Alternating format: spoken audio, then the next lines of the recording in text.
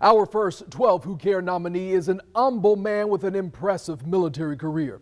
He's using the same talents he learned in the United States military to serve people right here on the First Coast. Watch me. Some people call Eric Colbaugh the dog whisperer. Yes. This Army veteran trained dogs in the military how to sniff out landmines. Now he's on a mission to train service dogs for nonverbal children with autism. I absolutely love it. And this is what keeps me going, and it's my therapy. Eric served 12 years in the Army with multiple combat tours to Iraq and Afghanistan. He was honorably discharged due to medical reasons. I understand. I get it. I know that the invisible wounds are the hard ones. I really do. His program, soon to be a nonprofit, is called PAW, which stands for Psychiatric Autism Wheelchair Mobility Assistance Service Dogs. He's currently training several dogs, including this standard poodle named Milo. I think it's different than anything else around and anything else I've ever seen. Gracie Mixon is an intern from the University of North Florida.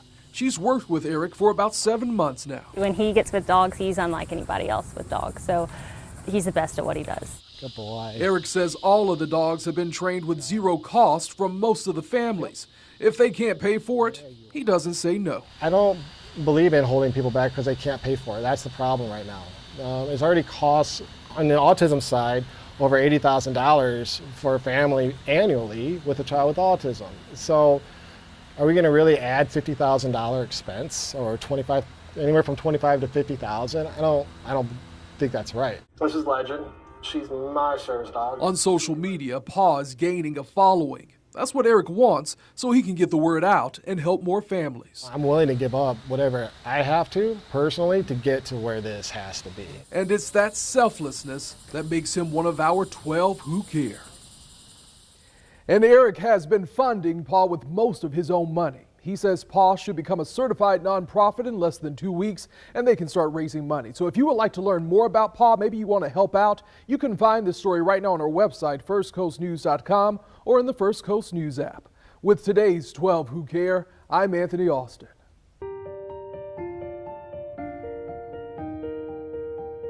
It's just that gratification when we see them go back and they do well. All right, man, you have a good evening. Around Maddie v. Rutherford Alternative School, Dr. Jerome Mosley's presence is felt in a big way. Just ask the principal. You know, a lot of people like to say, oh, that's my right hand. No, he's both of my hands. He keeps me lifted up and support the mission and the vision of the school. Tell Grandma I said, hey. As assistant principal, he works with 4th through 8th graders in Duval County who are placed here when they violate their school's code of conduct. Usually for about 45 days. Last call. He's on a mission to instill hope in them. See you later. Break down the stigma that their next step after alternative school is a detention center. We always tell them, don't get that mentality to think that you're going to go to jail if you come here. No, you come, learn some strategies, and then you go back and do what you have to do.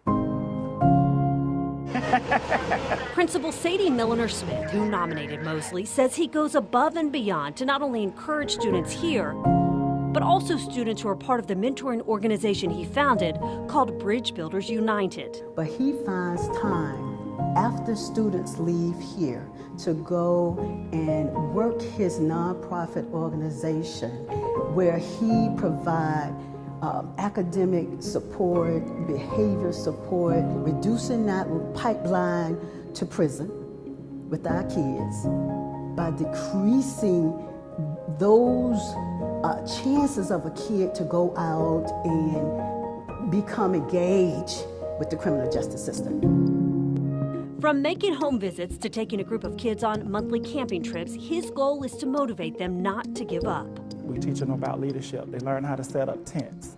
They all get responsibilities. We teach them archery, a lot of different things outdoors, and it's overnight. So at that night, we talk around the fire, we talk about manhood. As a product of Duval County Schools himself, he teaches kids the importance of giving back to your community. I said, I want to create this organization to be able to support these youth and connect them to resources and pull out the positives in them or teach them what gifts that they may have. His dedication to transforming and empowering youth is why Dr. Jerome Mosley is one of our 12 Who Care. and his willingness to go beyond the call to duty to help and make sure that they are successful. Late at night, he would get up. If he get a phone call and a child needs him, he is there. I love when I can get through to those youth and to get this recognition. It just, to me, puts bridge builders in the forefront more than me. To just let people know that we do have a lot of positive things going on in Jacksonville, and everything is not negative. And we do have youth that some people might have wrote off and just say, oh, give up on them. Their lives are changing. And he's here to help them every step of the way. Okay, I got you. In Jacksonville, Heather Crawford, First Coast News.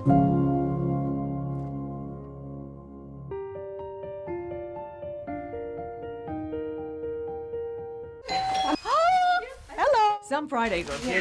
We've got some goodies. At Elizabeth Queenley's home She needs some help too. in Nocatee. Any place you can find a space, you can put things down. She has created a network of neighbors who every week make food, It's here. collect it, You need Mike to help you with anything else? and load it into cars that then gets delivered You want me to put the soft food in my car? to Port in the Storm, a homeless shelter for young adults in St. Augustine. Queenley started helping by herself in 2017. Before they were open and they could actually house the children there, the young adults, these kids were sleeping in the woods. She remembers one day dropping off supplies. This kid, he must have been maybe 17, 18 years old. I'm pulling blankets. I had extra blankets and pillows at my house. So I'm pulling them out of my car, and he comes over to me, and so nice, and he says, "Ma'am, do you have an extra pillow and blanket?" And I said, "Well, you can have that one. You know, you can have those." And he said, "For my friend." And I thought, they're sleeping in the woods, and he wants a pillow and a blanket for his friend. It gets to be. So Moved by that exchange, Queenley put the word out on Facebook, and the donations poured in. I had enough pillows and blankets for like 50 people. And that's how her mission in St. Johns County started. Now, how do I sign up? On the Facebook page. Queenley now organizes a weekly system in which people in the northeast St. Johns County area We're doing the bucket brigade. volunteer to make or get food, People drop off buckets of chicken, big sandwiches. collect the food, I don't want this to fall over, but and deliver it to the homeless youth shelter. As far as, I need to get it there, or there'll be a transport. no, we always have someone every Friday, there's a volunteer. To me, she organizes everything. Oh, they want the water. There are new people helping all the time. Karen Wolf. Oh, yeah. We haven't met. I don't deliver myself that often because I found that it's a good way of getting people more involved. If they actually go to the shelter. But on this day, Queenley and her husband and another couple drove the 35-minute route from Nocatee to Port in the Storm in St. Augustine. Hi, how are you? To deliver the goods. Oh, it's a lot and much needed and much appreciated. It's here, in these rooms, homeless young adults find refuge. Right now we're working with young people who are 18 to 24. It's the fastest growing subset of the homeless population. Judith Dombowski leads Port in the Storm. They're the hidden homeless. They are the kids that have aged out of foster care. Food and especially cooked food donations are critical here because this shelter has a small kitchen. It's not big enough to cook for all the people who come here. We have things like convection ovens and stuff like that so they can learn to cook when they're out on their own. But as far as getting meals provided, it comes entirely from the community. Elizabeth just keeps that food train just going and going. Nothing in these bags has to be refrigerated. She and the rest of the community, but especially Elizabeth, they kept these bellies full. She does such a good job organizing everybody, and she just makes it super simple. It's a team. It's not me. It's everyone together that makes it work. But it took one person to get that food train going. All right, thanks everyone. In St. Johns County, Jessica Clark, First Coast News on your side.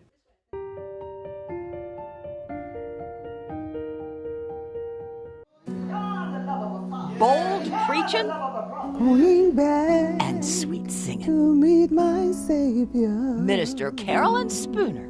I'm going back. Her voice means the world to me. To her daughter. It was calming.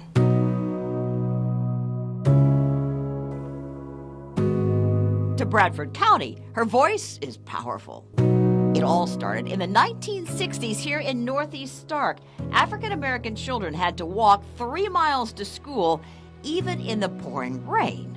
You're going to be drenching wet, you're going to be miserable, wet clothes, to go to school. So Carolyn organized a peaceful march to the school board. They provided transportation to our students. A school bus like the white kids got.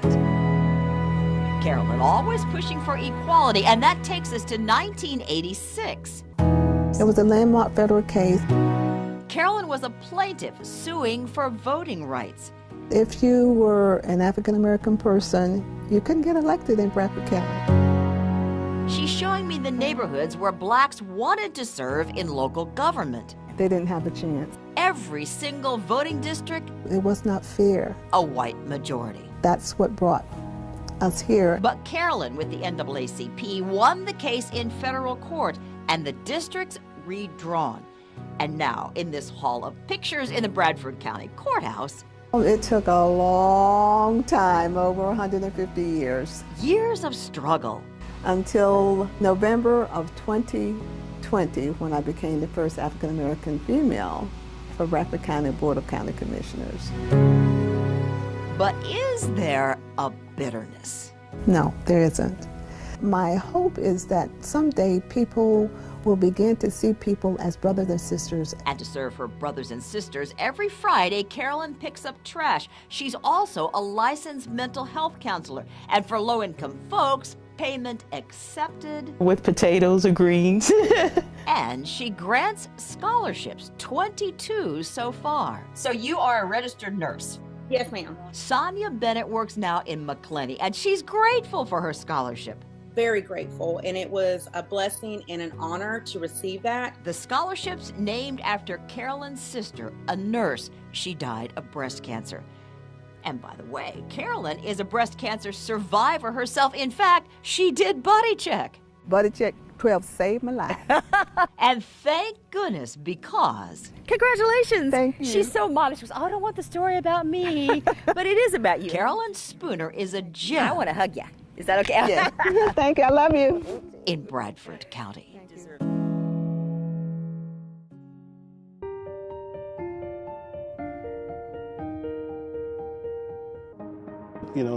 Before I came to this environment, you would see homelessness, you just weren't attached to it. I mean, if we all can be honest, sometimes we just walk right by. And now, since I've been here, some relationship have formed. But these are real people, and you hear some of the stories, and then it kind of saddened you a little bit. But then I took the opportunity to say, okay, I'm here now. What can I do? How can I give back? And what I had was my talent, and I poured it out.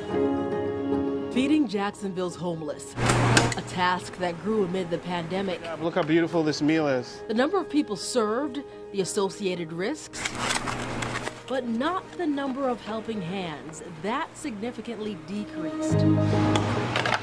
In 2020, on March 18th, Executive Chef Calvin Matthews' bustling kitchen Vegetables? Yes. Okay. was void of the dozens of volunteers he had grown accustomed to. I do remember that day. It was very confusing. It was scary, I was scared just like everyone else.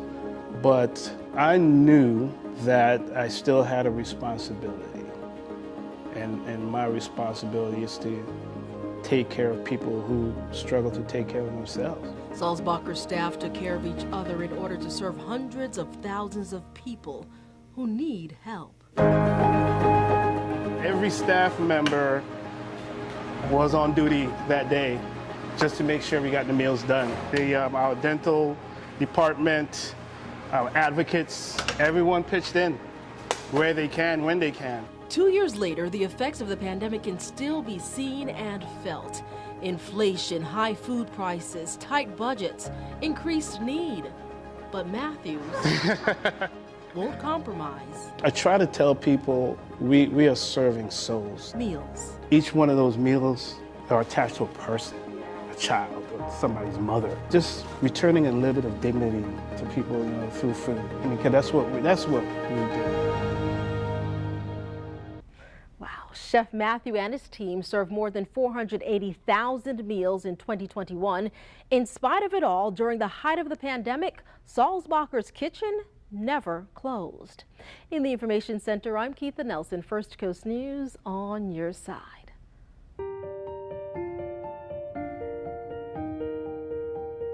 And this is me. Wow. She's moving and grooving and improving pretty much everyone's life that comes in contact with her. Have you ever met a person who made everyone around them better? She has been an amazing person in my daughter's journey, and I know for a fact in many students' journey, students who are on the autism spectrum. Christina Gilson nominated Dr. Tara Rowe as a 12 Who Care honoree after she says Dr. Rowe changed her daughter Kate's life for the better. I was watching television and I saw this nomination for 12 Who Care, and the person that came to my mind immediately was Dr. Tara Rowe. So here's Kate after graduating with honors from the University of North Florida in the spring. She was a part of the Thrive program where Dr. Rowe and other staff members taught students on the autism spectrum who were getting their degrees how to study and get through college. What we noticed was there were very few services and resources for students who were matriculating, so degree seeking, yet still having areas of need like social skills or making friends or living in the dorms and research and toys and Here's the Thrive office at UNF, and it pretty much carries out its name. Students who need more support due to disabilities find this program and thrive in school, life, and things they enjoy, like building Lego. People that have Asperger's, because I am diagnosed with Asperger's, excel at building Lego because it helps them think critically, which is essential for beyond college. Victor Sherline is another student who has felt the impact Dr. Rowe leaves on those she helps. But Dr. Rowe does not want to take credit. I did some research on my 12 Who Care. I'm reading through, I'm like, I do not belong on this list. I was reading some of these incredible stories. I'm like, oh my gosh, these people are amazing. So it's a huge honor. I'm really excited about it. She credits instead the parents of Thrive. And I know that she has really helped a lot of these students graduate, as my daughter did this spring, and go on to have successful lives and careers. And they quickly pin the success of their students back to Dr. Rowe's hard work and dedication. Some of her colleagues witnessing it in the last 10 years. If we weren't here, there are a lot of people that I know that have come through this program, over 100, that would very quickly admit, I probably wouldn't have made it. Destiny McKeever, First Coast News on your side.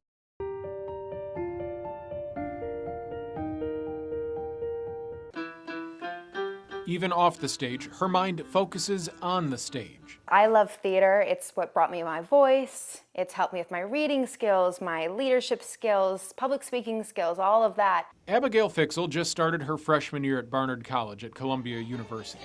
But for the past 4 summers, she hosted and was the director of Camp Fixel, a free theater camp for underprivileged kids in Jacksonville. I wanted to bring that to other people who didn't necessarily have it. Camp Fixel started as a bat mitzvah project for Abigail, but it's grown into a 2-week camp that's held every summer. By the end, it's not just that they can memorize their lines and they can perform a memorized dance and all of that, but it's they've found a little part of themselves that has that bit of more confidence. Previous campers agree. I like the singing and the dancing part of Camp Fixel. Like where we learn songs and learn new dances. Recently, Camp Fixel became a 501c3, and the campers get 2 meals a day along with the lessons needed to perform their own play at the end of camp. It takes about $5,000 to run Camp Fixel every year, and Abigail spends a lot of time raising funds. While donations are welcome, she says that the kids are her reward. The best day for me every year is show day. It's the smiles when the kids come down from the stage and they go up to the people who love them and they're getting congratulated. So just being able to bring that little piece of joy, teaching them, to have that inner confidence that they can stand up on that stage and be whoever they want to be, there's nothing comparable. Abigail Fixel is double majoring in urban studies and theater in college, and when she's back in the summer, the curtain will once again rise on Camp Fixel.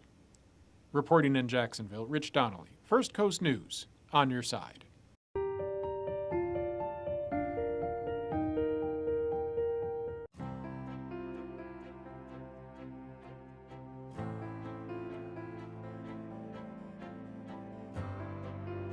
It's Chris Woolston. I'm from right in the middle of England, so Stratford-on-Avon, Worcester, Birmingham area, tiny little village.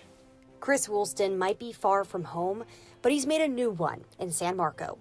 It's very much like where I grew up. Feels like a little European town. Desiree Bailey's family owns San Marco Books. They both have a love of reading and a love of preservation. She met Woolston 8 years ago when he joined the San Marco Preservation Society. She nominated him for 12 Who Care. He is a deep thinker. He cares so deeply about his community and neighborhood and has stepped up to really figure out ways to make it better. With Woolston, the more is the merrier. He created Storytime in the Square 3 years ago, bringing families out to the heart of San Marco to read together every month. I don't exactly know how I thought of it, but I just knew that I wanted to get people together and give kids the chance to read. I love reading. The bigger picture, I think, when you have a love of reading is that people then, again, can connect. You know, it's important for our society to find common ground when there's so much divisiveness in the world. Woolston says he'll see you all here the first Saturday of every month until people stop showing up. Why does he do it? Do it because we love the community, we love the neighborhood, we love the people. It's nice to have a pat on the back, but I'd be doing it whether I did or didn't. Leah Shields, First Coast News, on your side.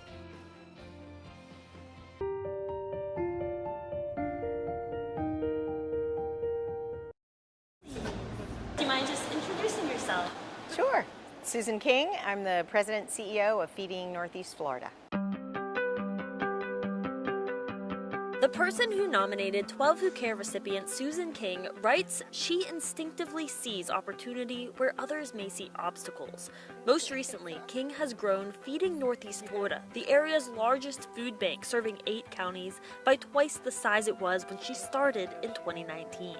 But her story in helping others starts long before that. I had been asked to join the board of BEAM, Beaches Emergency Assistance Ministry, and I flippantly said, no, I'd like to be the ED someday. It was a casual comment. You can guess what happened next. She became the executive director and describes it like this. And I never worked another day. You may know BEAM, the one-stop shop for financial assistance, food pantries, and health programs from its thrift stores. I built the thrift stores. King went on to help people without health insurance, becoming the executive director of the nonprofit We Care. And now, here she is making sure her community doesn't go hungry, running Feeding Northeast Florida. During COVID, when our staff was frontline the whole time, and our trucks are going and our drivers are going and nobody knows what the future is or even what day-to-day was. We were able to be of help, and it was extremely powerful. In times of crisis, when nothing is certain, King and her team being there is, with Hurricane Ian running 6 food distribution sites themselves in one day. Have a good day. It's the best feeling in the world. To not feel helpless, to be able to give hope. It's an honor and a privilege. They face new challenges like supply chain problems, but it's as her nominator wrote, King sees opportunities instead of obstacles. We have an opportunity to do real, meaningful, powerful work that affects people in the most basic of needs. The community needed you, Susan King. Thank you for all you do. Renata DiGregorio, First Coast News, on your side.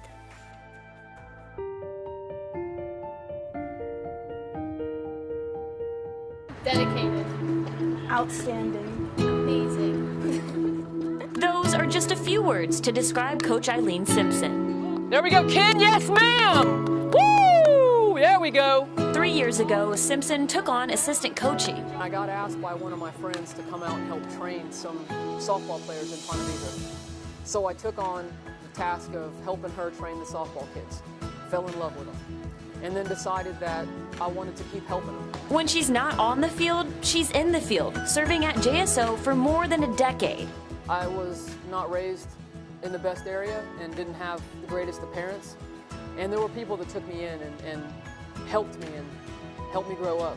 And I always felt like it was my job to help other people. She's always been there, like, mentally for me, like, because we connect in that way, and I think that her helping me that way, not just on the field and off the field, is really good too. Now, one high school team and 2 travel teams later, Simpson has turned the game into a learning lesson. I needed to prepare them for what was coming in their life. I needed to make sure they understood who we are. Those of us that are strong women, strong professional women, that didn't take no for an answer. The We Are program was created, setting expectations, providing mentors, and community service projects. She was like, you're gonna be a 5%er, which if y'all don't know is basically a person who is the 5 best person in the world. You're a good student, you're a good athlete, you're a good person to others. You have to have good grades. You have to be respectful. You cannot have poor social media skills. You cannot indulge in narcotics, cigarettes, vaping. I just thought it was another team, but it turned out to be like something that I will keep forever. She coaches us, and of course was pretty good because of her. And then she teaches us to be better people. If people didn't do it for me, I wouldn't be who I am. Reporting, McKenna Rodriguez, First Coast News, on your side.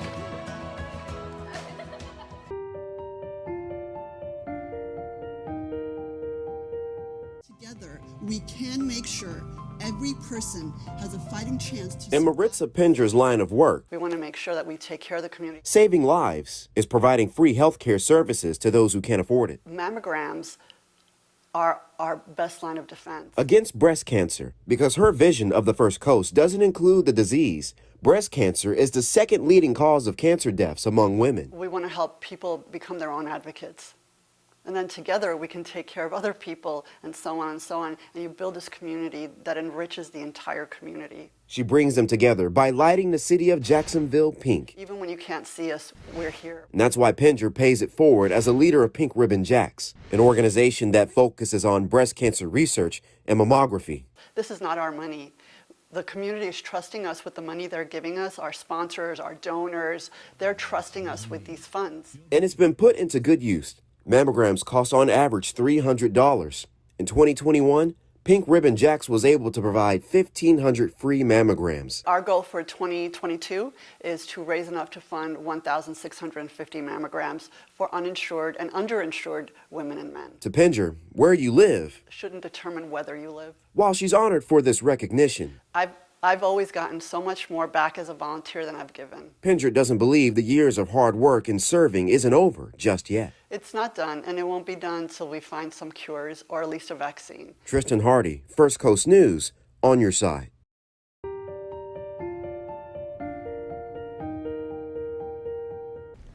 We received a letter from a local college student once homeless who shared the story of a Jacksonville woman who changed her life. As it turns out, Dee Wilcox has changed many lives here on the First Coast. As the founder of the Annie Ruth Foundation, her nonprofit hosts programs that connect local youth with business professionals, setting them on a path to success. Dee Wilcox is today's 12 Who Care honoree. Mama Dee is the mother of 2 biological children, Latoya and William, and me. She adopted me last year after she found out I was homeless. You won't see her face, but you will feel her words, just as we did as she penned an honest letter nominating Miss D for 12 Who Care. I actually met this young lady. She was interested in participating in one of our programs. I was at her school. She was living with a relative. Mother is in prison. She works 5, sometimes 6 days a week. Unable to face her past publicly, she shared it only on paper. I told her that my home life wasn't very good, so I would have to drop out of the program. So out of nowhere, I just asked, would you like to move in with me? And that's when my whole life changed. Prior to that, I had missed 19 days of school the first 9 weeks and 21 days of school the second 9 weeks. But I said to her, even before she transitioned, I'm not sure if you want to do this because you won't miss a day out of school unless I'm taking you to the hospital for some reason. That's the only time you'll get to miss, right? Ever since I was a little girl, I used to fantasize about someone just taking me in so that I could live a decent life. Once she transitioned into my home, not a day did she miss, and she made straight A's on her report card. She made the honor roll. She expressed a desire to go to college, and guess what? Now she's in college. And that's what Auntie Ruth would have wanted. That's exactly what Auntie Ruth would have wanted. Absolutely. Also known as Annie Ruth, Dee Wilcox's Big Mama. The Annie Ruth Foundation is named after my grandmother, a woman who made sure all of her children and their children received an education and in turn gave back to the community. That's what the Annie Ruth Foundation is all about. The ultimate goal is that everybody will be a positive contributor of society. Hundreds of local students have made it through the foundation's internship program. It was amazing. I learned so much from the year-round program, and then for the summer internship, I got to experience hands-on experience in the medical field, which I've never done before. Meeting strict deadlines and business leaders and finding themselves. She wants us all to succeed, and you can tell by how she talks to you and just how she's always pushing you to do your best. Whether that's like reminding you about deadlines or really just being motivational to us. She's just an amazing person, quite honestly. She's always there to talk to ask for advice, she always is giving us new opportunities, new scholarships to look at, people to talk to. So she's just a very, very great role model and a person to have around in my life. Keitha Nelson, First Coast News, on your side.